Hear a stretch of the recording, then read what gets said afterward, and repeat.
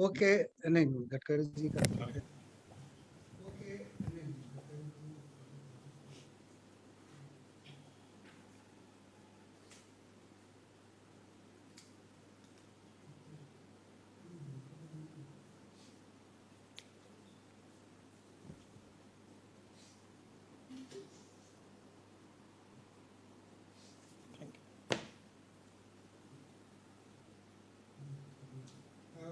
may I request the honorable chief guest to deliver his नमस्कार श्री नरेंद्र सिंह जी नमस्कार Shri Narendra Singh ji president IEI Dr. Hemant Thackeray is my colleague from Nagpur, president elect of Civil Engineering Association, Sri Vijay Singh, chairman Civil Divisional Board, Sri Siaranand Singh, chairman State Center, Dr. Shekhar Chandra Datta, professor IIT ISM Dhanbad, Sri Jitendra Kumar, secretary, Sri Ashwini Kumar Saxena, chairman SDF, distinguished dignitaries, invitees, and all my dear friends.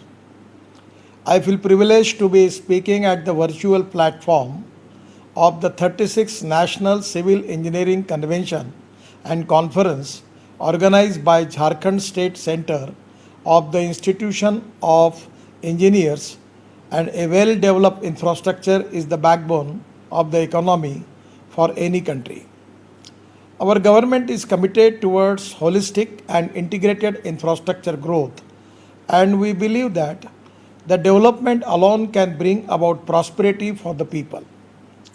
I am sure that the discussion through the event on the theme of innovation, mechanization, and modern techniques in civil engineering would be beneficial to civil engineers, researchers, and policymakers toward the development of world-class and sustainable infrastructure in the country. Truly, the civil engineering is a synonym for infrastructure, and it comes from the word civilization.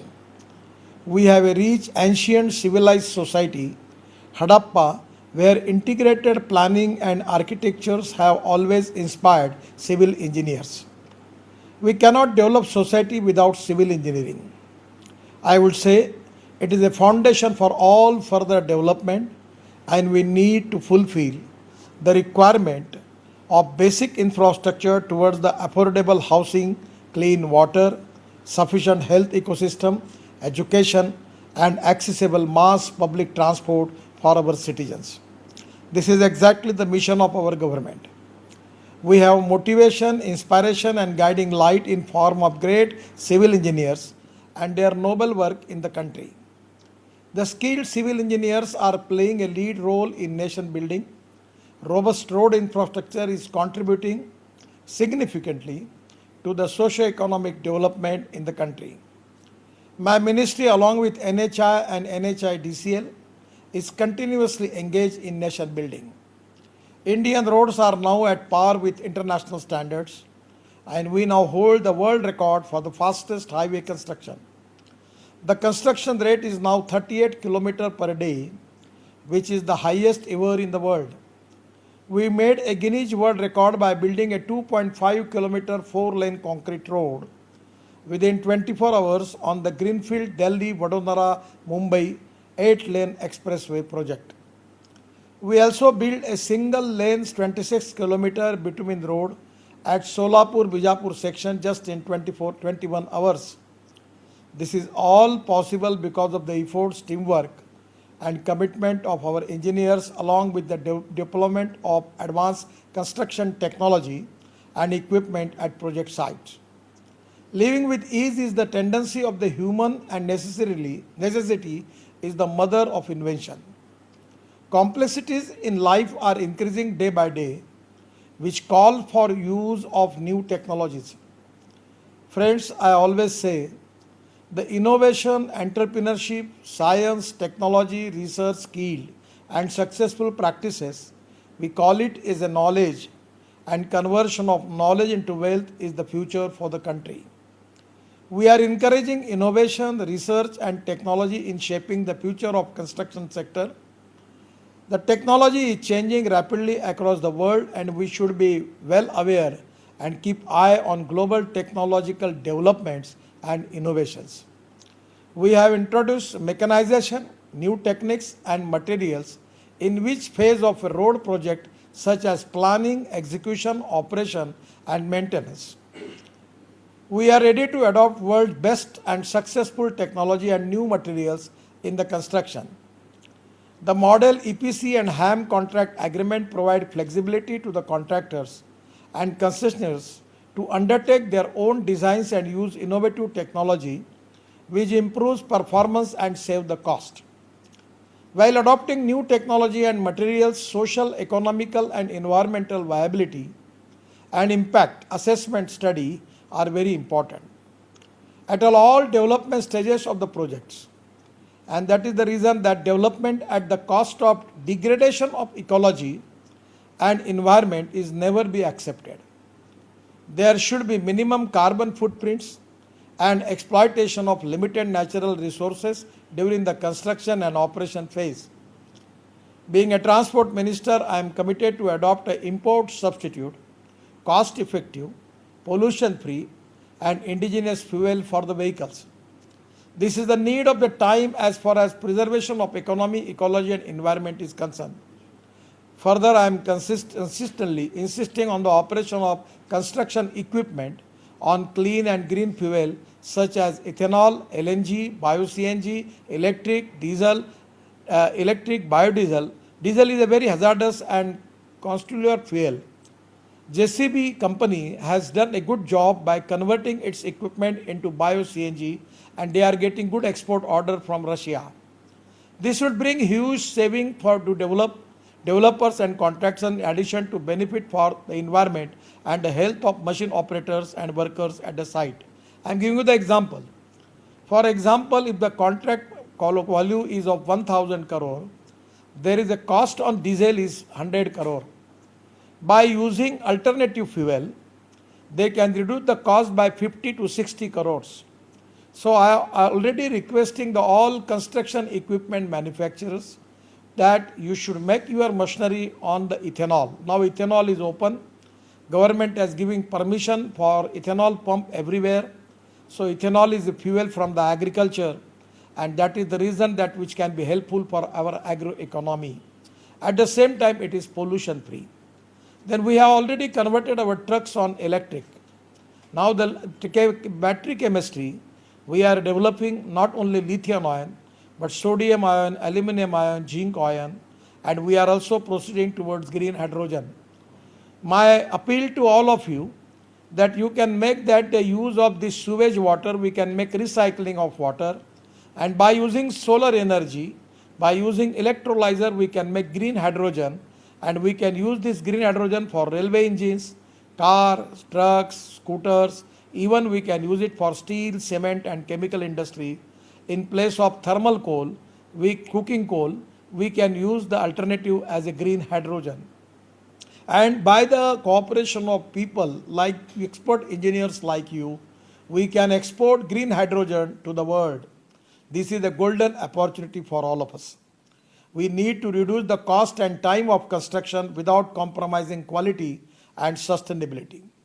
Friends, I am not a civil engineer, but by experience, practical knowledge, discussion and self-study, I can understand and give logical suggestions over many of the technical issues and conflicts that come across during any project. I will request you one thing. Now there is a lot of hesitation in government, particularly the engineers. They are not very much enthusiastic to accept the new technology. This is the time for the engineers to accept the new technology. I am giving you an example. In Malaysia and Singapore, now it is a very, very good technology. They are now presently in our flyover and ROB and everywhere in the bridge construction. The distance between two piers is maximum 30 meters. But the Malaysia, they have already invented the technology by which they are using the steel fiber in the casting, and particularly the beam is casted in steel fiber by which we can increase the distance between the two piers not only 30 meter but we can take it up to 120 meter, and we can reduce the cost of flyovers, metro and all the type of new transport system by 30 to 40% by using this technology. We can use rest plastic in the road construction. We can use rubberized bitumen. For example, we can import the tire waste, rubber waste from the whole world, and from that wire we can use for precasting of the beam, where we can use that wire. That can be waste to wealth. And the other important thing, that rubber powder we can use in bitumen by making good roads. The soil stabilization is the new technology by which we can reduce the cost. We can make the soil stabilizer in India, and we can reduce the road construction cost, and we can save our environment. I always keep a positive and time-bound approach in problem solving. I say to fellow officials and engineers that do not break the law, but bend it up to the last limit of the breaking point. Work must go on through a win-win situation for all concerned stakeholders. Common man should not get hampered due to delays in the project. We have adopted the whole life cycle cost approach in building roads. Construction of highways and greenfield alignments is preferred as it reduces the land acquisition cost, avoids displacement of habitation and utility shifting. We are preferring to develop greenfield project, which is an innovative practice towards the huge land cost saving. Preservation of ecology and environment and socio-economic development of a rural, tribal and backward community is the highest priority. On the line, the ministry has issued direction to all implementing agencies to avoid sanctuaries and national parks and the planning stage, and to take alternate or elevated alignment. An excellent example is an elevated stage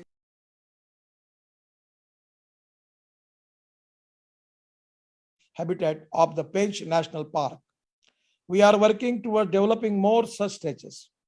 The preparation of detailed project report (DPR) is an important phase where technical and quality audits should be taken care at par to avoid any major defects, delays and litigation in the future.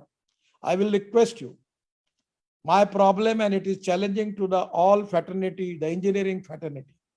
Total DPR, the quality of DPR is very poor, and they are not making scientifically and technically DPR. This is a big problem. The DPR makers, where we need to add new quality and good engineers by which we can change the quality of DPR, not for road construction, even for building construction also. And this is the basic thing. Everywhere the poor quality of DPR, we are facing the problem. My request to all engineers who are in the project management consultancy or making DPR, they should use of LIDAR technology is being promoted to speed up DPR preparation with accuracy. The drone technology is being utilized for better surveying and monitoring during the planning and construction phase. Drones can also be widely used for the delivery of construction materials, ready-mix concrete at remote construction sites. The e-tendering system has been processed to bring transparency, speed and uniformity for the first time. We have included the use of sensor-based technology in the tender process. I will again request you, at a time when I visited Mumbai-Delhi Express Highway, I really impressed by the precast construction work done by Patel Engineering near Vadodara. The quality of work was very good. All type of the channels we are making for that, particularly for water and other thing, it was really quality of work was excellent. We need to adopt precast technology. I will request to all our engineers that every district there should be 2 or 3 factories for precast, by which we can reduce the pollution we can improve the quality and we can reduce the cost. And that is exactly the people like you, your initiative is very important. We are planning to introduce digital construction, a sensor-based construction where the machines will be translate drawing to field, eliminating human interference. We have used machine control technology in the construction of the Lucknow-Kanpur Expressway. The post-construction monitoring with network survey vehicle NSV, mobile bridge inspection unit MBIU is also being done by the executing agencies. This will bring transparency, time saving and eliminate the human element. Tolling is the necessity of the day.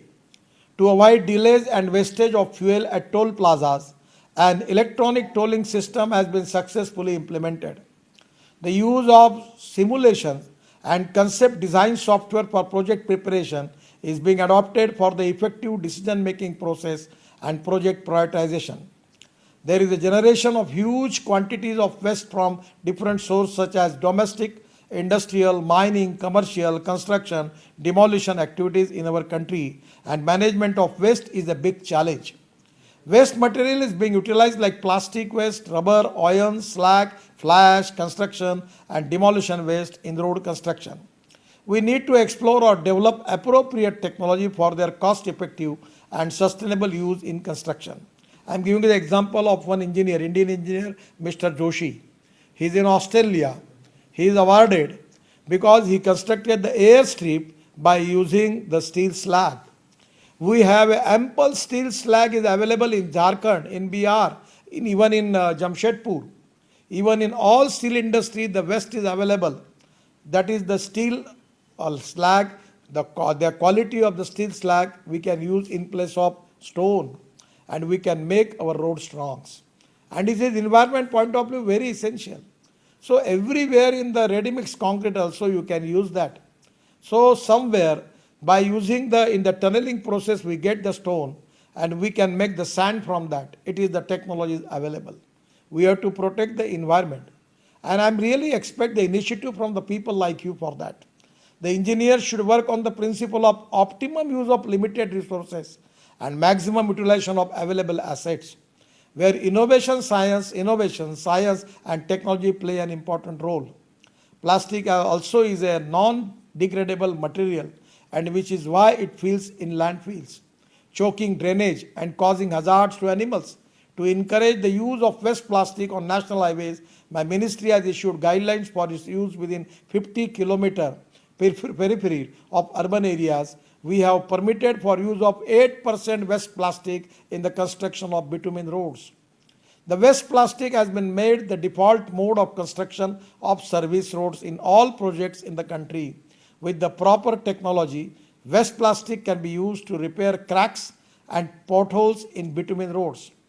The rubber powder from waste tires, which is very important, can be mixed with the bitumen to form a good quality of durable and skid-resistant pavement surface, and similarly steel from tires can be used for fiber reinforced cement concrete.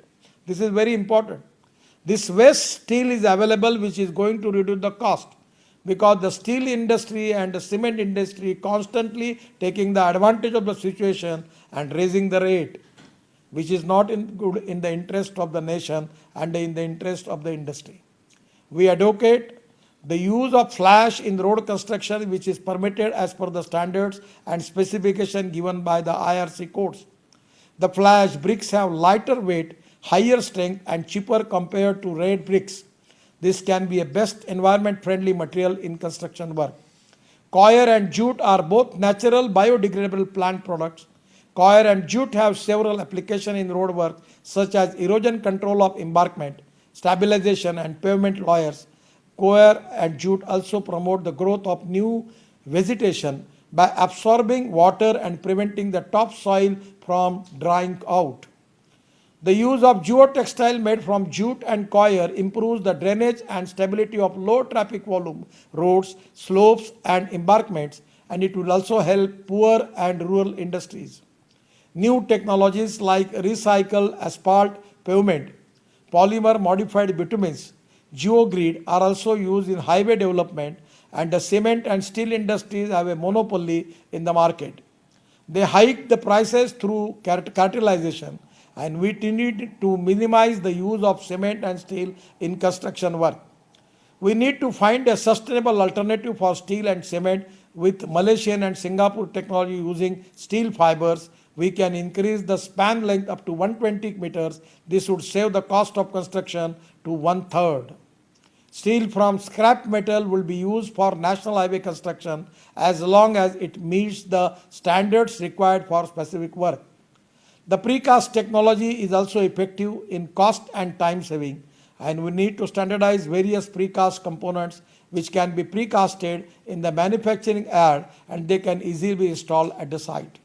I am happy to share with you all that NHI has been using new technology and materials in the state of Jharkhand. To a large extent, we save the ecology, environment, and natural resources.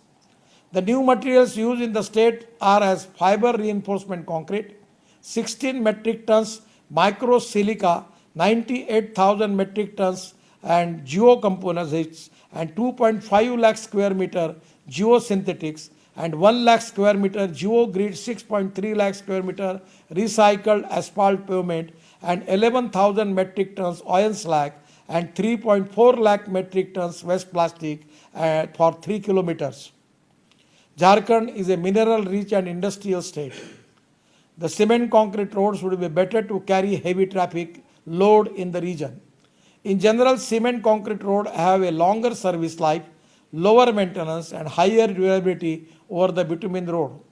There is a need to reduce the construction cost of concrete roads. Cement grouted bitumens mix is suitable in urban areas wherein the water lodging situation arises. This surface minimizes moisture-induced damages and the maintenance is very less.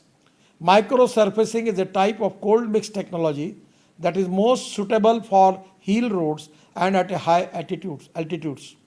I feel very proud to be part of the mega project in India under my tenure, and of course credit goes to all engineers who work hard to making them unique. Some of them are Bandra-Worli Sea Link Mumbai-Pune Expressway, first expressway in the country, and 55 flyovers in Mumbai. The Eastern Peripheral Express Highway in Delhi, Chennai-Nasari Tunnel, India's longest 4-lane extra-dose bridge on Narmada River in Gujarat, 6-lane cable-stayed bridge on Chambal River in Kota, Rajasthan, and first 14-lane Delhi-Meerut Express Highway, and many other such projects. We are constructing 22 greenfield access control expressways and 35 multimodal logistic park with state-of-art and cutting-edge technology, and this mega project would improve ease of travel and bring logistic costs below 10% of nation's GDP. Upcoming Delhi-Mumbai Greenfield Expressway will be the first longest expressway in Asia to have animal overpasses. It will also have 8-meter tall boundary walls and dedicated sound barriers to increase the safety of animals. The expressway will also have a 8-lane tunnel through in Mukundara Hill Nation Park in Rajasthan to minimize the impact on wildlife. We have provided 4-meter high steel wall to both sides of National Highway section through Khawasa Sivni Wildlife Sanctuary in Madhya Pradesh, which would absorb light and sound of passing vehicles. NHI is developing greenfield project in the Jharkhand state which involves construction of 6-kilometer long extra dosed bridge in river Ganga, and this will be an engineering marvel as very few of such bridges have been constructed in India. We need to think for innovative multi-layer multimodal system designed for transport which will facilitate separate layer for railway, roadway and arrangement of helipad and drone taxi services at top. Such as integrated approach would save cost and space requirement by large.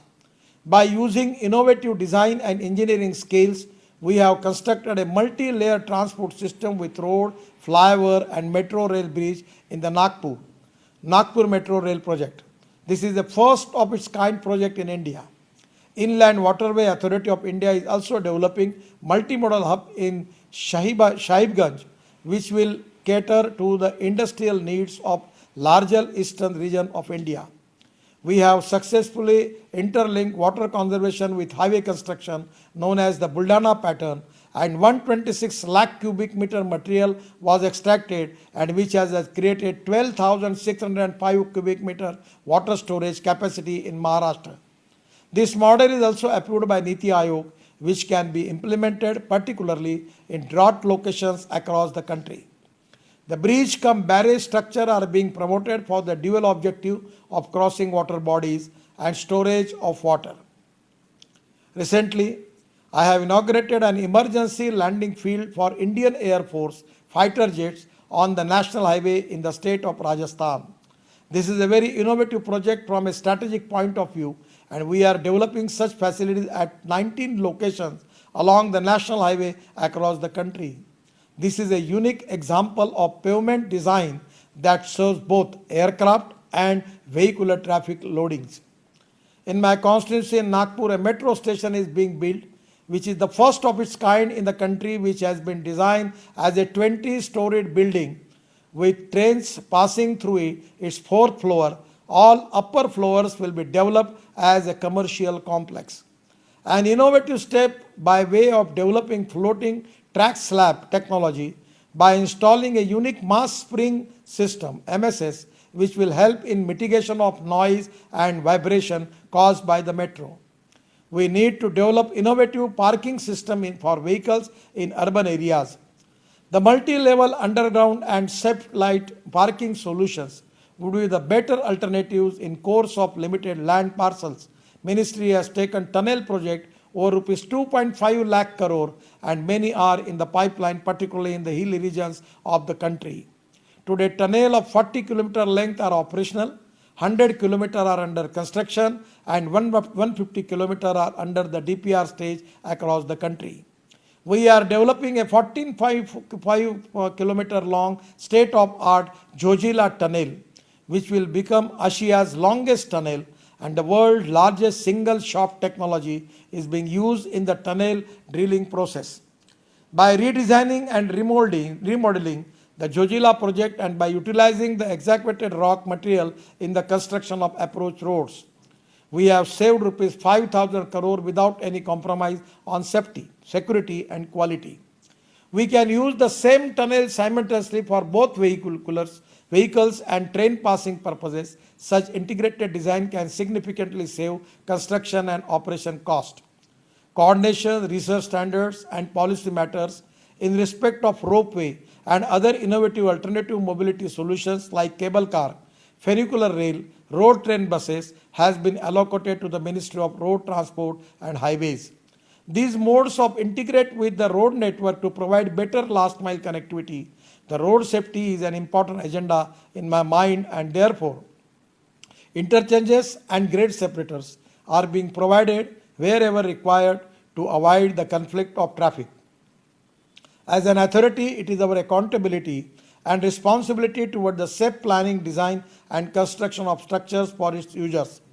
Now, the first advanced traffic management system will be introduced on Delhi-Agra National Highway by NHAI, which will make the journey of road users safe and comfortable. We are adopting artificial intelligence-based technology to ensure safety on Indian roads, and I have just launched a pilot project in Nagpur city in a continued effort to improve the technology to reduce the cost of construction. MORTH and NHAI have awarded about 30 research projects to various IITs and NITs in the country, the outcome of which will pave the way for road construction with lesser cost with new technologies. And our government has recently launched rupees 100 lakh crores PM Gati Shakti National Master Plan to further expedite holistic and integrated infra development in the country. This will result in the new employment opportunity for lack of civil engineers in the coming years. It has been observed that the civil engineers engaged by contractors and consultants lack the requirement competencies that adversely impact progress, quality and cost. Hence, capacity building at a large scale is the need of the hour. In the new era, it is expected that a civil engineer should take care of the environmental concern, road safety aspects, contract management, financial aspect, and project management consultancy. Therefore, he has to upgrade required skill continuously. In addition to professional education, engineers have to acquire skills and need to undergo training on advanced tools and software applications where the institution of engineers can play the role of mentorship for shaping building civil engineers. I always quote American President John F. Kennedy's that he said that American roads are not good because America is rich, but America is rich because American roads are good. It is expected from the construction industry to focus on higher order quality in infrastructure development so that the service life of structures is enhanced and government can get value for the money.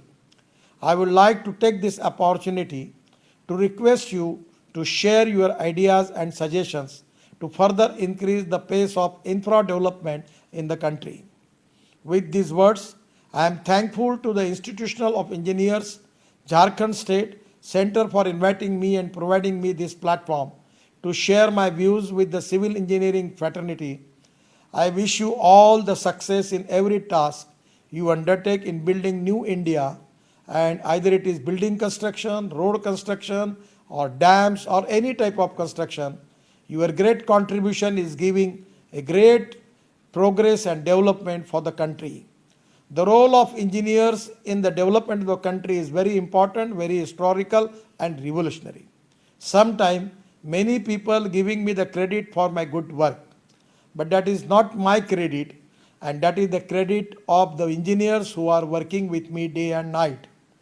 I always telling to the people that at the management point of view, we need to build the team.